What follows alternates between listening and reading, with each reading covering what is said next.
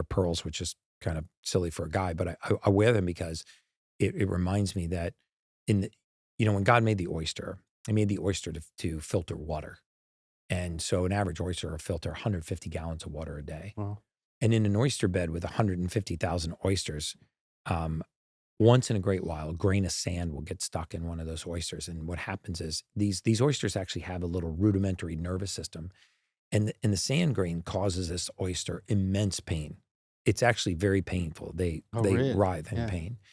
And so they secrete a compound called nectar, which is a pearl, and to surround this pain.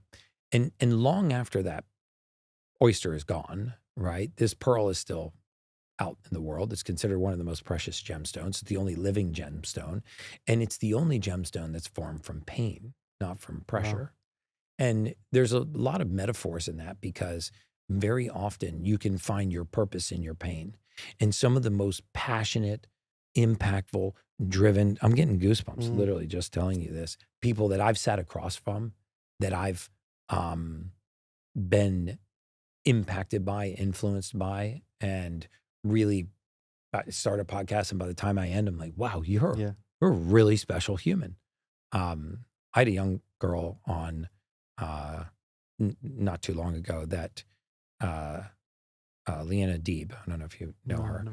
She was a fitness influencer, and she decided to recommit to her faith, and she's began reading the Quran, and she bared a lot of skin as a fitness influencer, and then decided that she was going to scrap all that and cover up and be conservative.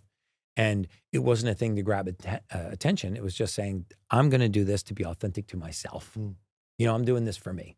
And this is my identity.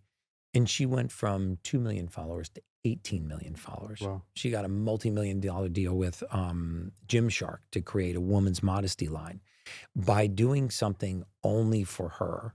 And I think a lot of women are positively influenced by this because they're going, wow, I might not choose the same identity that you did, but the authenticity I again. wish I had the balls to be that authentic. Yeah. And so now I seem like I'm surrounded by a lot more intentional, authentic people. The depth, the caliber of the conversations I've had in the last 10 years rivals anything that I used to talk about. Yeah.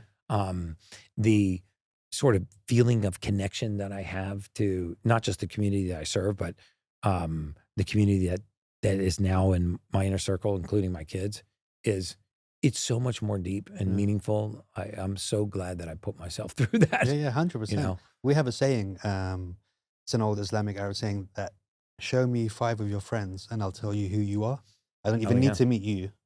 Just let me meet those 5 and I'll tell you exactly who you are, kind of thing. And I don't think people understand the importance of that immediate circle that you surround yourself with, which is incredible.